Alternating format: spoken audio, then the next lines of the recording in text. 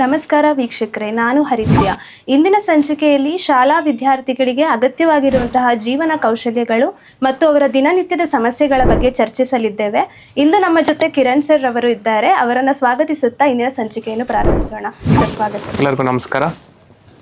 Sir, ಮೊದಲನೇದಾಗಿ ಇಂದಿನ ಶಿಕ್ಷಣ ವ್ಯವಸ್ಥೆಯಲ್ಲಿರುವ ಅಂತರದ ಬಗ್ಗೆ ಮಾತಾಡೋಣ. ಶಾಲೆಯಲ್ಲಿ ನಾವು ತುಂಬ ವಿಚಾರಗಳನ್ನ ಕಲಿತೀವಿ. ಅದರ ಸ್ಟ್ರೆಸ್ನ ಹೇಗೆ ಹ್ಯಾಂಡಲ್ ಮಾಡಬೇಕು ಅಥವಾ ನಿರ್ಧಾರನ ಹೇಗೆ ತಗೋಬೇಕು ಅಂತ ಅವ್ರು ಹೇಳ್ಕೊಡಲ್ಲ. ಅಲ್ಲದೆ ಆಲೋಚನೆನ ಹೇಗೆ ಮಾಡಬೇಕು ಅನ್ನೋದು ನಮಗೆ ಕಲಿಸಿರೋದಿಲ್ಲ. ಈಗ ಶಾಲೆಯಲ್ಲಿ ಮಕ್ಕಳು ಓದೋದ್ರಲ್ಲಿ ಚೆನ್ನಾಗಿರ್ತಾರೆ, ಆದರೆ ಜೀವನದಲ್ಲಿ ಕಷ್ಟದ ಸನ್ನಿವೇಶಗಳು ಬಂದಾಗ ಕಷ್ಟಪಡ್ತಾರೆ. ಇದ್ರ ಬಗ್ಗೆ ನಿಮ್ಗೆ ಏನು ಅನ್ಸುತ್ತೆ ಸರ್? ತುಂಬ ಒಳ್ಳೆ ಕ್ವಶನ್ ಹರಿಪ್ರಿಯಾ ನೀವು ಹೇಳಿದ್ದು. ನಿಮ್ಮ ಕ್ವಶನಲ್ಲೇ ಒಂದು ಆನ್ಸರ್ ಇದೆ ಇದರಲ್ಲಿ. ಯಾಕೆಂತಂದರೆ ಇವತ್ತಿನ ಸ್ಕೂಲ್ ಸಿಸ್ಟಮ್ ಏನಾಗಿದೆ ಅಂತ ಹೇಳಬೇಕು ಅಂತಂದರೆ, so it is more of ಒಂದು ಮಾರ್ಕ್ಸ್ ಓರಿಯೆಂಟೆಡ್ ಎಜುಕೇಷನ್ ಸಿಸ್ಟಮ್ ಆಗಿಬಿಟ್ಟಿದೆ. ಅಂದರೆ ತುಂಬಾ competition with respect to marks ಇದೆ, rather than what they need in life. ಅಂದರೆ ಏನು ಒಂದು ಸ್ಕಿಲ್ಸ್ ಆಗಲಿ, ಅವ್ರಿಗೆ ನೀವು ಹೇಳ್ದಂಗೆ ಕಾನ್ಫಿಡೆನ್ಸ್ ಹೆಂಗೆ ಬಿಲ್ಡ್ ಮಾಡೋದು, ದುಡ್ಡನ್ನು ಯಾವ ರೀತಿ ಮ್ಯಾನೇಜ್ ಮಾಡೋದು, ಯಾವ ರೀತಿ ಅರ್ನ್ ಮಾಡೋದು, ಇದಕ್ಕಿಂತ ಹೆಚ್ಚಾಗಿ ಏನಾಗ್ತಿದೆ, they are just focusing on marks ಎಲ್ಲ ಟೈಮ್ ಇದಾಗಿದೆ. ಸೊ ನಾನು ಅದನ್ನು ತಪ್ಪು ಅಂತ ಹೇಳೋದಿಲ್ಲ, ಬಿಕಾಸ್ ಇವತ್ತಿನ ಕಾಂಪಿಟೇಟಿವ್ ವರ್ಲ್ಡಲ್ಲಿ every person has to score good marks. ಎಲ್ಲರಿಗೂ ಒಂದು ಜ್ಞಾನ ಆಗಿರ್ಬೋದು, ಇನ್ಫಾರ್ಮೇಷನ್, ನಾಲೆಡ್ಜ್ ತುಂಬಾ important. At the same time ಈ ಒಂದು ಮಾರ್ಕ್ಸ್ ಎಲ್ಲಿ ಕರ್ಕೊಂಡು ಹೋಗ್ತಿದೆ ಅವ್ರನ್ನ, ಲೈಫಲ್ಲಿ ಎಷ್ಟು ಇಂಪಾರ್ಟೆಂಟ್ ಆಗ್ತಿದೆ ಅನ್ನೋವಂಥದ್ದು ಇಂಪಾರ್ಟೆಂಟು. ನಾನೊಂದು ಸ್ಮಾಲ್ ಎಕ್ಸಾಂಪಲ್ ಕೊಡ್ತೀನಿ. ಈಗ ನಾನೆಲ್ಲೋ ಒಂದು ಕಡೆ ಓದಿದ್ದು ಒಂದು ಕೇಸ್ ಹಿಸ್ಟ್ರಿ. ಒಬ್ಬ ಸ್ಟೂಡೆಂಟು ತುಂಬಾ ಚೆನ್ನಾಗಿ ಸ್ಕೋರ್ ಮಾಡ್ತಿರ್ತಾನೆ, ಫ್ರಮ್ 8, 9, 10 ಎಲ್ಲ ಹೀಸ್ ಅ ಟಾಪರ್. ಸೊ ಏನಾಗುತ್ತೆ, once is out of the school ಅವ್ರ ಕಾಲೇಜ್ ಆದಾಗ ಏನಾಗುತ್ತೆ, ಅವನಿಗೆ ಜಾಬ್ ಸಿಗೋದಿಲ್ಲ. So today we cannot guarantee that ನೀನು ಚೆನ್ನಾಗಿ ಓದ್ತೀಯ 99% ತಗೊಂತ ತಕ್ಷಣ ನಿಂಗೆ ಜಾಬ್ ಕೊಡ್ತಾರೆ ಅಂತ ಎಲ್ಲೂ ಗ್ಯಾರಂಟಿ ಮಾಡಲ್ಲ. So colleges or school just they provide the certificate ಅಷ್ಟೇ, but they do not promise job at any cost. ಅವಾಗ ಏನಾಗುತ್ತೆ, when is not getting the job, ಅವಾಗ ಅವನ ಮೈಂಡ್ ಸೆಟ್ ಯಾವ ರೀತಿ ಇರುತ್ತೆ ಅಂತಾರೆ, ಇಷ್ಟೆಲ್ಲ ನಾನು ಓದ್ಕೊಂಡ್ಬಂದೆ, ಇಷ್ಟೆಲ್ಲ ನಾನು ಔಟ್ ಆಫ್ ತೆಗೆದೆ ಅಥವಾ ಟಾಪರ್ ಆಗಿದ್ದೆ, ಬಟ್ ನನಗೆ ಕೆಲಸ ಸಿಗ್ತಿಲ್ಲ ಅಂತ ಇದ್ದಾಗ ಏನಾಗುತ್ತೆ ಅವನಿಗೆ, ಆಬ್ವಿಯಸ್ಲಿ ಅವನಿಗೆ ಅವಾಗ ಮೆಂಟಲ್ ಸ್ಟ್ರೆಸ್ ಆಗಿರ್ಬೋದು. ನೀವು ಹೇಳ್ದಂಗೆ ಆ ಒಂದು ಡಿಫೀಟ್ ಅದು ಫೇಲ್ಯೂರ್ ಅಲ್ಲ ಅಂತ ನಾವು ಹೇಳೋಕ್ಕಾಗಲ್ಲ, but he thinks that defeat is a failure. ಅವಾಗ ಏನಾಗುತ್ತೆ, ತುಂಬಾ ಕುಗ್ತಾರೆ, ತುಂಬಾ ಒಂದು ಬೇರೆ ಬೇರೆ ರೀತಿಯ ಆಲೋಚನೆಗಳು ಬರುತ್ತೆ. ಆ್ಯಂಡ್ ತುಂಬ ಕೆಟ್ಟ ಚಟಗಳಿಗೆ ಹೋಗುವಂಥ ಎಕ್ಸಾಂಪಲ್ಸ್ ನಾವು ನೋಡಿದ್ದೀನಿ ನನ್ನ ಒಂದು ಎಕ್ಸ್ಪೀರಿಯನ್ಸ್ ಮೇಲೆ. ಸೊ ಇದಕ್ಕೆಲ್ಲ ಓವರಾಲ್ ನಾನು ಏನು ಹೇಳ್ತೀನಿ ಅಂತಂದರೆ, ಸ್ಟೂಡೆಂಟ್ಸ್ ಆಗಿರೋರು they must learn the life skills apart from the academical skills. ಇದನ್ನು ಎಲ್ಲಿ ಮಾಡಬೇಕು ಅಂದರೆ ಸ್ಕೂಲಲ್ಲಿ ಮಾಡಬೇಕು. ಇದನ್ನೇ ನಾವೇನಂತೀವಿ ಅಕಾಡೆಮಿಕಲ್ ಗ್ಯಾಪ್ ಅಂತ ನಾವು ಕರಿತೀವಿ. ಸೊ ಈ ಒಂದು ಅಕಾಡೆಮಿಕಲ್ ಗ್ಯಾಪ್ನ ನಮ್ಮ ಎಜುಕೇಷನ್ ಸಿಸ್ಟಮ್ ಎಲ್ಲಿವರೆಗೂ ಇದನ್ನು ಫಿಲ್ ಮಾಡೋದಿಲ್ವೋ ಅಲ್ಲಿವರೆಗೂ ಈ ಥರ ಸಮಸ್ಯೆಗಳು ಇದ್ದೇ ಇರುತ್ತೆ. ಜನ ಒಂದು ಎಕ್ಸಾಮಲ್ಲಿ ಫೇಲ್ ಆದರೆ ಅಥವಾ ಏನೋ ಒಂದು ಸಣ್ಣ ಪುಟ್ಟ ಪ್ರಾಬ್ಲಮ್ಸಿಗೆ ಸೂಸೈಡ್ ಮಾಡ್ಕೊಳ್ಳುವಂಥದ್ದು, ಸಾಕಷ್ಟು ಒಂದು ಮೆಂಟಲ್ ಸ್ಟ್ರೆಸ್ನ ತೊಗೊಳ್ಳುವಂಥದ್ದು, ತುಂಬಾ ಫಿಸಿಕಲಿ ಆ್ಯಂಡ್ ಮೆಂಟಲಿ ವೀಕ್ ಆಗುವಂಥದ್ದು, ಏನೇ ಒಂದು ಸಣ್ಣ ಒಂದು ಸ್ಮಾಲ್ ಪ್ರಾಬ್ಲಮ್ನ ಫೇಸ್ ಮಾಡೋಕ್ಕಾಗ್ದಲೇ ಫೇಲ್ಯೂರ್ ಅಂತ ಅಂದ್ಕೊಳ್ಳುವಂಥದ್ದು. ಸೊ ಇದೆಲ್ಲನೂ ಆಗ್ತಾ ಇರುತ್ತೆ. So it is the responsibility of our education system as well as the teachers. And ಟೀಚರ್ಸ್ಗೂ ಇದರಲ್ಲಿ ಈಕ್ವಲ್ ಒಂದು ವೆಯ್ಟೇಜ್ನ ಕೊಡ್ತೀನಿ. ಯಾಕೆ ಅಂತಂದರೆ, ಟೀಚರ್ಸಿಗೆ ಗೊತ್ತು ಏನು ಇಂಪಾರ್ಟೆಂಟ್ ಅಲ್ಲ ಅಂತ. ಫಾರ್ ಎಕ್ಸಾಂಪಲ್, ಅವರು ಒಂದು ಅಕಾಡೆಮಿಕಲ್ ಸಿಲೆಬಸ್ನ ಕಂಪ್ಲೀಟ್ ಮಾಡುವಂಥ ಪ್ರೆಷರಲ್ಲಿ ಎಷ್ಟಿರ್ತಾರೋ ಅಷ್ಟೇ ಮಟ್ಟಿಗೆ they should also think about the future of children ಅಲ್ವಾ. ಸೊ ಅವರು ಮೈಂಡ್ ಸೆಟ್ ಹೆಂಗಾಗ್ಬಿಟ್ಟಿದೆ ಅಂತಂದರೆ, they want to just graduate students out of the college or school, ಆ ಥರ ಆಗಿಬಿಟ್ಟಿದೆ. ಬಟ್ ಎಲ್ಲೋ ಒಂದು ಕಡೆ ಅವರು ಏನಾಗಿದೆ ಅಂತ ಗೊತ್ತಿಲ್ಲ, ಬಟ್ ಅವರು ಒಂದು ಜವಾಬ್ದಾರಿ ತೊಗೊಂಡು ಇದನ್ನು ಇನ್ಕಲ್ಕೇಟ್ ಮಾಡಿದ್ರೆ ಖಂಡಿತವಾಗ್ಲೂ ನಮ್ಮ ಯೂತ್ಸು ಡೆಫಿನೆಟ್ಲಿ ಈ ಒಂದು ಸಮಾಜದ ಒಂದು ಪಿಯರ್ ಪ್ರೆಷರ್ ಅಂತ ಹೇಳ್ಬೋದು, ಅಥವಾ ಒಂದು ಮೆಂಟಲ್ ಸ್ಟ್ರೆಸ್ಸಿಂದ ಹೊರಗೆ ಬಂದು ಒಳ್ಳೆ ಯುವಕರಾಗಿ ನಮ್ಮ ದೇಶವನ್ನು ಲೀಡ್ ಮಾಡುವಂಥ ನಾಗರಿಕರಾಗ್ತಾರೆ ಅಂತ ನಾನು ಹೇಳ್ತೀನಿ. ಸರ್, ನನ್ನ ಮುಂದಿನ ಪ್ರಶ್ನೆ, ಈಗ ಶಾಲೆ ಮುಗಿಸಿದ ತಕ್ಷಣ ಮಕ್ಕಳು ಕಾಲೇಜ್ಗೆ ಹೋಗ್ತಾರೆ, ನಂತರ ಜಾಬ್ ಇಂಟರ್ವ್ಯೂಸ್ಗೆ ಹೋಗ್ತಾರೆ. ಆ ಟೈಮಲ್ಲಿ ಅವ್ರಿಗೆ ತಾವು ಸಿದ್ಧವಾಗಿಲ್ಲ ಅನ್ನೋ ಭಾವನೆ ಬಂದ್ಬಿಟ್ಟಿರುತ್ತೆ. ಇದು ಅವ್ರ ಮೇಲೆ ಎಷ್ಟು ಪರಿಣಾಮ ಬೀರ್ಬೋದು? ಓಕೆ, ಸಿದ್ಧವಾಗಿಲ್ಲ ಅನ್ನೋವಂಥದ್ದನ್ನೇ ನಾನು ಒಂದು 2-3 ಪಾರ್ಟ್ಸ್ ಆಗಿ ಡಿವೈಡ್ ಮಾಡ್ತೀನಿ. ಏನಕ್ಕೆ ಸಿದ್ಧವಾಗಿಲ್ಲ ಅಂತಂದರೆ, ಅವರು 10th ಸ್ಟ್ಯಾಂಡರ್ಡ್ ಓದಿರ್ತಾರೆ, PUC ಮಾಡಿರ್ತಾರೆ, ಡಿಗ್ರಿ ಮುಗಿಸಿರ್ತಾರೆ, ಮಾಸ್ಟರ್ ಡಿಗ್ರಿನೂ ಮಾಡಿರ್ತಾರೆ, ಬಟ್ ಅವ್ರಿಗೆ ಇಷ್ಟೆಲ್ಲ ಓದಿದ್ಮೇಲೂ ಅವ್ರನ್ನವ್ರು ಸೆಲ್ಫ್ ಇಂಟ್ರೊಡಕ್ಷನ್ ಅಂದರೆ ಅವ್ರನ್ನ ಇಂಟ್ರೊಡ್ಯೂಸ್ ಮಾಡೋದ್ರಲ್ಲಿ ಅವ್ರಿಗೆ ಬರೋದಿಲ್ಲ. ಅವ್ರಿಗೆ they fail in introducing themself. ಓಕೆನಾ? So this is one thing. ಆಮೇಲೆ ಅವರು ಓದಿರೋವಂಥದ್ದು ಕನ್ನಡ ಮೀಡಿಯಮ್ ಆಗಿರ್ಬೋದು, English medium, whichever medium, I will not talk about the medium, but language barrier ಅನ್ನುವಂಥದ್ದು it is a second thing that they are worried about. ಯಾಕೆಂದರೆ ನನಗೆ English ಸರಿಯಾಗಿ ಮಾತಾಡೋಕ್ಕೆ ಬರಲ್ಲ, ನಾನು ಕಲ್ತಿಲ್ಲ ಸರಿಯಾಗಿ ಕಮ್ಯುನಿಕೇಷನ್ ಸ್ಕಿಲ್ಸ್ ಇಲ್ಲ ನನಗೆ. ಸೊ ಈ ಒಂದು ಫಿಯರಿಂದ ಅವರು ದೇ ಫೀಲ್ ದ ಗ್ಯಾಪ್. ಆಮೇಲೆ ಇನ್ನೊಂದೇನು ಅಂತಂದರೆ, they are not ready for the industry standards. ಇದು ನಾನು ಪದೇ ಪದೇ ನಾನು ಎಲ್ಲೇ ಒಂದು ಕಾಲೇಜಲ್ಲಾಗಲಿ ಒಂದು ಸೆಮಿನಾರ್ಸಲ್ಲಿ ಹೋದಾಗ ನಾನು ಇದನ್ನೇ ಸ್ಟ್ರೆಸ್ ಮಾಡ್ತೀನಿ. You are preparing just for the sake of your degree certificate ಅಷ್ಟೇ. You are not preparing for corporate or company standards. ಯಾಕೆಂತಂದರೆ ಕಂಪ್ನಿ ಯಾವುದೇ ಇಂಟರ್ವ್ಯೂ ಕರೆದ್ರೂ they do not want your certificate. ನಿಮ್ಮ ನಾಲೆಡ್ಜ್ ಏನಿದೆ ಅನ್ನೋದು ಬೇಡ ಅವ್ರಿಗೆ. ನೀನು ನನ್ನ ಕಂಪ್ನಿಗೆ ಬಂದಾಗ ಏನೆಲ್ಲ ನೀನು ಬದಲಾವಣೆಗಳನ್ನ ತರ್ತೀಯಾ, ಏನೆಲ್ಲ ನೀನು ಅಂದರೆ ಬೆಟರ್ ಹೆಂಗೆ ಮಾಡೋದಕ್ಕೋಸ್ಕರ ನೀನು ಕೆಲಸ ಮಾಡ್ತೀಯಾ, ನನ್ನ ಕಂಪ್ನಿನ ಯಾವ ರೀತಿ ನೀನು ಬೆಳೆಸ್ತೀಯಾ ಅನ್ನೋಂಥ ಸ್ಕಿಲ್ ಬೇಕು. ಇದನ್ನೆಲ್ಲ ನಮಗೆ ಕಾಲೇಜಸ್ಸಲ್ಲಾಗಲಿ ಸ್ಕೂಲಲ್ಲಾಗಲಿ ಹೇಳ್ಕೊಡಲ್ಲ. ಯಾವುದೇ ಟೆಕ್ಸ್ಟ್ ಬುಕ್ಕಲ್ಲೂ ಇದಿಲ್ಲ.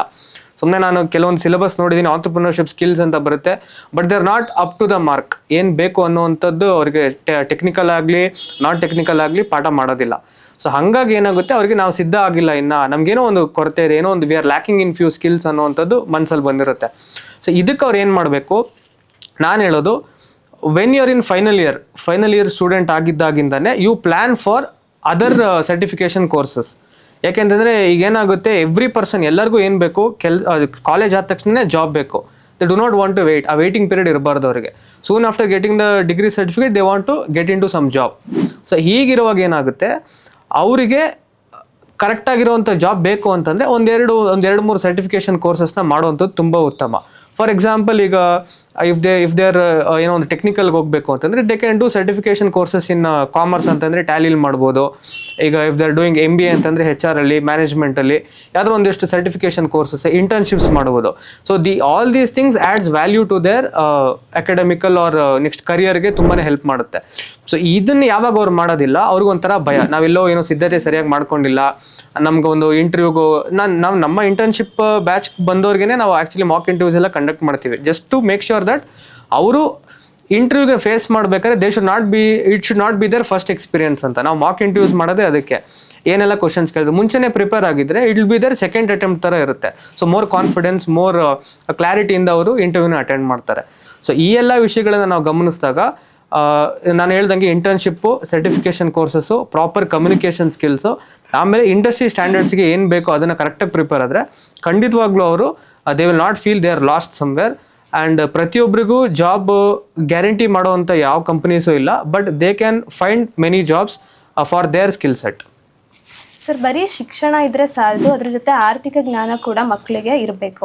ಈಗ ಸ್ಕೂಲಲ್ಲಿ ನಮಗೆ ಅಷ್ಟಾಗಿ ಅದು ಹೇಳ್ಕೊಟ್ಟಿರಲ್ಲ, ಆವಾಗ ಖರ್ಚು ಮಾಡೋದು ಆಗಿರ್ಬೋದು ಅಥವಾ ಒಂದು ಹೂಡಿಕೆ ಮಾಡೋದಾಗಿರ್ಬೋದು ಮಕ್ಕಳಿಗೆ ಗೊತ್ತಿರೋದೇ ಇಲ್ಲ. ಸೊ ನಿಮ್ಮ ಪ್ರಕಾರ ಯಾವ ವಯಸ್ಸಿನಿಂದ ಅವ್ರಿಗೆ ಈ ಒಂದು ಜ್ಞಾನ ಕೊಡೋಕ್ಕೆ ಶುರು ಮಾಡಬೇಕು? ಫಿನಾನ್ಷಿಯಲ್ ಲಿಟ್ರಸಿ ಅಂತ ನಾವು ಏನು ಕರಿತೀವಿ, ಸೊ ನನ್ನ ಪ್ರಕಾರ ಇದು ಯಾವ ವಯಸ್ಸಿಂದ ಅಂತಂದರೆ soon after their 10th or 12th PUC ಆದ ತಕ್ಷಣ they should start learning all these things. Because school ತನಕ ಏನಾಗುತ್ತೆ, ಇನ್ನೂ ಚಿಕ್ಕ ಮಕ್ಕಳು ಅನ್ನೋ ಒಂದು ಭಾವನೆ ಇರುತ್ತೆ, ಅವ್ರಿಗೆ ಏನು ಹೇಳಿದ್ರು ಅರ್ಥ ಆಗಲ್ಲ. They not be able to receive financial things ಅನ್ನೋಂಥ ಒಂದು ಫೀಲಿಂಗ್ ಇರುತ್ತೆ. Okay, I understand the factor, but soon after their 12th at least they should learn what is investment, ಏನೆಲ್ಲ ಪ್ಲ್ಯಾಟ್ಫಾರ್ಮ್ಸ್ ಇದೆ ಇನ್ವೆಸ್ಟ್ಮೆಂಟ್ಗೆ, ಆ್ಯಂಡ್ SIP ಬಗ್ಗೆ ತಿಳ್ಕೊಬೋದು. ಓಕೆನಾ, ಲಾಂಗ್ ಟರ್ಮ್ ಇನ್ವೆಸ್ಟ್ಮೆಂಟ್ ಬಗ್ಗೆ ತಿಳ್ಕೊಬೋದು, ಸಾಕಷ್ಟು ಫಿನಾನ್ಷಿಯಲ್ ಪ್ಲಾನಿಂಗ್ಸ್ ಬಗ್ಗೆ ತಿಳ್ಕೊಬೋದು. ಏನಾಗುತ್ತೆ, ಎವ್ರಿ ಟೈಮ್ ಈಗ ಒಂದು 5 ವರ್ಷದಲ್ಲಿ ಒಂದೊಂದು ರಿಫಾರ್ಮೇಷನ್ಸ್ ಬರ್ತಾ ಇರುತ್ತೆ. ಸೊ ಟ್ಯಾಕ್ಸಸ್ ಕಮ್ಮಿ ಆಗುತ್ತೆ, ಅಥವಾ ಏನೋ ಒಂದು ಹೂಡಿಕೆಗಳು ಜಾಸ್ತಿ ಆಗುತ್ತೆ, ಕೆಲವೊಂದು ಹೊಸ ಕಂಪನೀಸ್ ಬರುತ್ತೆ, ಸ್ಟಾರ್ಟಪ್ಸ್ ಬರುತ್ತೆ, ಶೇರ್ ಮಾರ್ಕೆಟ್ ಬಗ್ಗೆ ತಿಳ್ಕೊಬೇಕು ಅವರು. ಸೊ ಇದೆಲ್ಲ ಇದ್ದಾಗ ಏನಾಗುತ್ತೆ, ಅವ್ರು ಆ ವಯಸ್ಸಲ್ಲಿ if they can start learning, ಅವಾಗ ಏನಾಗುತ್ತೆ, ಸಣ್ಣ ಪುಟ್ಟ ಒಂದು ಸ್ಮಾಲ್ ಅಮೌಂಟ್ ಅವ್ರು ಏನು ಪಾಕೆಟ್ ಮನಿ ಅಂತ ಸಿಗುತ್ತೆ, ಸಿಗ್ದಲೇನೂ ಇರ್ಬೋದು, ಅದನ್ನು ಅವರು ಇನ್ವೆಸ್ಟ್ ಮಾಡ್ಕೊತ ಹೋದ್ರೆ ಏನಾಗುತ್ತೆ, ಡೆಫಿನೆಟ್ಲಿ ಅವರು they will be able to manage money once they get in to job ಆಗಿರ್ಬೋದು. ನೆಕ್ಸ್ಟ್ ಅವ್ರು ಇಂಡಿಪೆಂಡೆಂಟ್ ಆಗಿ ನಿಂತ್ಕೊಂಡಾಗ 100% they will be able to manage their own expenses. And ನಮ್ಮ ದೇಶ ಯಾವಾಗ ಫಿನಾನ್ಷಿಯಲಿ ಲಿಟ್ರೇಟ್ ಆಗುತ್ತೋ, ಮೋರ್ ದೆನ್ ಇನ್ನು ಅಕಾಡೆಮಿಕ್ಸಲ್ಲಿ ಮುಂದೆ ಬರೋದಕ್ಕಿಂತ ಫಿನಾನ್ಷಿಯಲ್ ಲಿಟ್ರಸಿನ ಯಾವಾಗ ಯೂತ್ಸ್ ನೀಟಾಗಿ ಕಾನ್ಸಂಟ್ರೇಟ್ ಮಾಡಿ ಜವಾಬ್ದಾರಿಯಿಂದ ತೊಗೊತಾರೋ 100% ಒಂದು ಡೆಪ್ಟ್ ಅಂದರೆ ಏನು ಸಾಲ ಅಂತ ಅಂತೀವೋ ಆ ಒಂದು ಬಾಧೆಯಲ್ಲಿ ಸಿಗಾಕೊಳ್ಳಲ್ಲ. They will be clever enough to invest in things and they will be clever enough to get returns.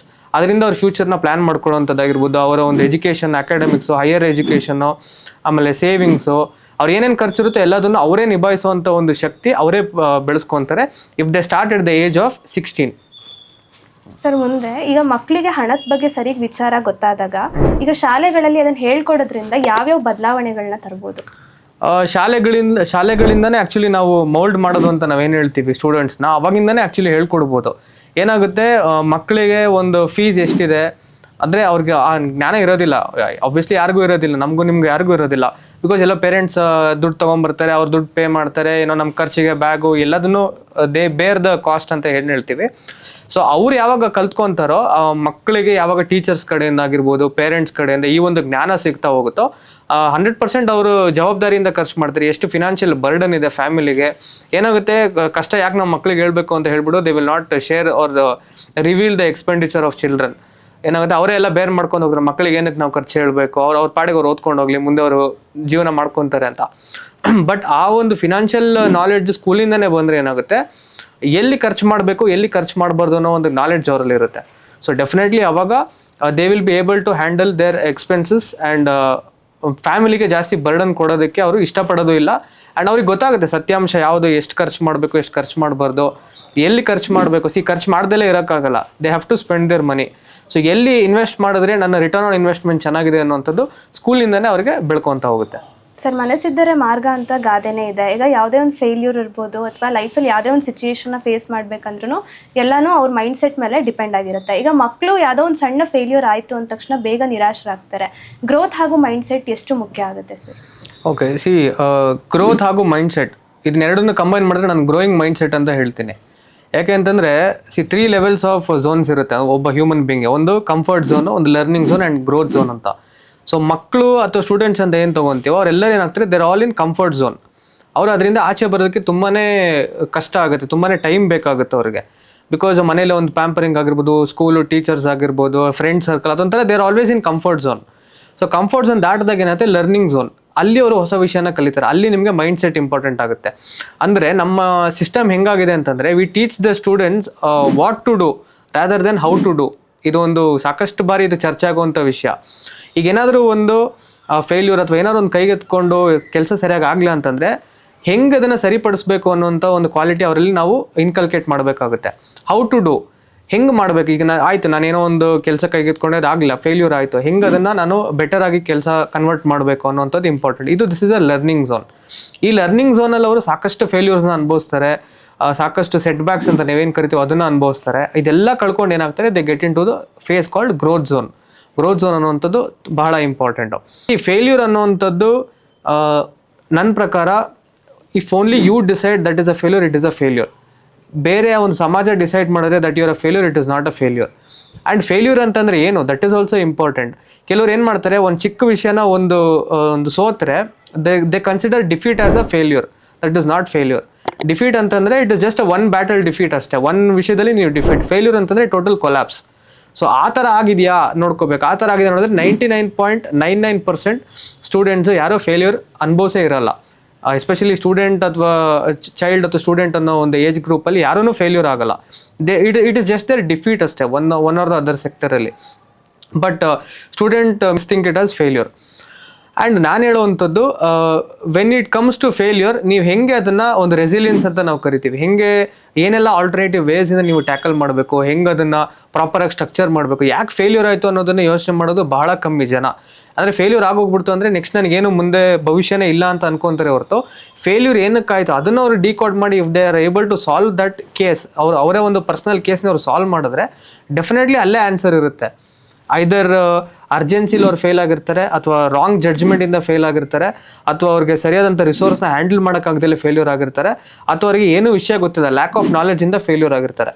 So ಈ ಒಂದು 4 ಸೆಕ್ಟರ್ನ ಅವ್ರು ಕರೆಕ್ಟಾಗಿ ಟಾರ್ಗೆಟ್ ಮಾಡಿ if they're able to develop plans for full proof ಪ್ಲ್ಯಾನ್ಸ್ನ ಕರೆಕ್ಟಾಗಿ ಡೆವಲಪ್ ಮಾಡಿದ್ರೆ 100% ನೆಕ್ಸ್ಟ್ ಅಟೆಂಪ್ಟಲ್ಲಿ ಅವರು 100% ಅವ್ರು ಅಚೀವ್ ಮಾಡ್ತಾರೆ. ಸೊ ಇಲಾನ್ ಮಸ್ಕ್ ಆಗಿರ್ಬೋದು, ಸಾಕಷ್ಟು ಜನ ನೀವೇನು ಟಾಪ್ ಅಚೀವರ್ಸ್ ಅಂತ ಹೇಳ್ತೀವಿ ಇವತ್ತು ವರ್ಲ್ಡಲ್ಲಿ, ಯಾರನ್ನೂ ಒಂದೇ ಶಾರ್ಟಲ್ಲಿ ಯಾರೂ ಅಚೀವ್ ಮಾಡಿಲ್ಲ.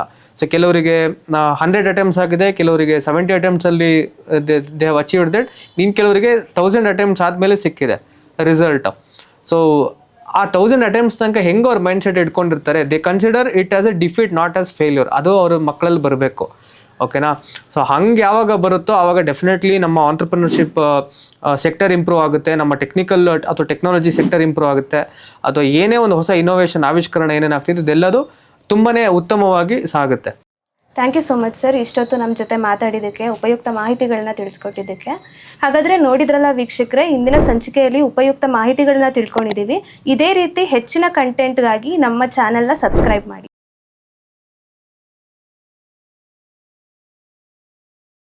ನಮ್ಮ ಯುವ ನಿಯೋಗ ಟ್ರೈನಿಂಗ್ ಸೆಂಟರಲ್ಲಿ 15 ದಿನಗಳ ಸಾಫ್ಟ್ ಸ್ಕಿಲ್ ಹಾಗೂ ಇಂಟರ್ವ್ಯೂ ಸ್ಕಿಲ್ ಟ್ರೈನಿಂಗ್ ಪ್ರೋಗ್ರಾಮ್ನ ಆರ್ಗನೈಸ್ ಮಾಡ್ತಾ ಇದ್ದೀವಿ. ಸೊ ಯಾರಿಗೆಲ್ಲ ಇಂಟ್ರೆಸ್ಟ್ ಇದೆ, ಯಾರೆಲ್ಲ ಡಿಗ್ರಿ ಸ್ಟೂಡೆಂಟ್ಸ್ ಇದ್ದೀರಾ, ತಮಗೆ ಇಂಟರ್ವ್ಯೂ ಸ್ಕಿಲ್ಸ್ನ ಅವಶ್ಯಕತೆ ಇದೆ, ಸಾಫ್ಟ್ ಸ್ಕಿಲ್ನ ಅವಶ್ಯಕತೆ ಇದೆ, ಸರಿಯಾಗಿ ನಮ್ಗೆ ಇನ್ನೂ ಪ್ರಿಪೇರ್ ಆಗಿಲ್ಲ ಅನ್ನೋಂಥ ಸ್ಟೂಡೆಂಟ್ಸ್ ಯಾರಾದರೂ ಇದ್ದರೆ ದಯವಿಟ್ಟು ನಮ್ಮ ಒಂದು ಪ್ರೋಗ್ರಾಮ್ಗೆ ಎನ್ರೋಲ್ ಆಗಿ ಇದರ ಒಂದು ಬೆನಿಫಿಟ್ನ ತಗೊಳ್ಳಿ ಅಂತ ಹೇಳ್ತಾ ಇದ್ದೀನಿ. Thank you.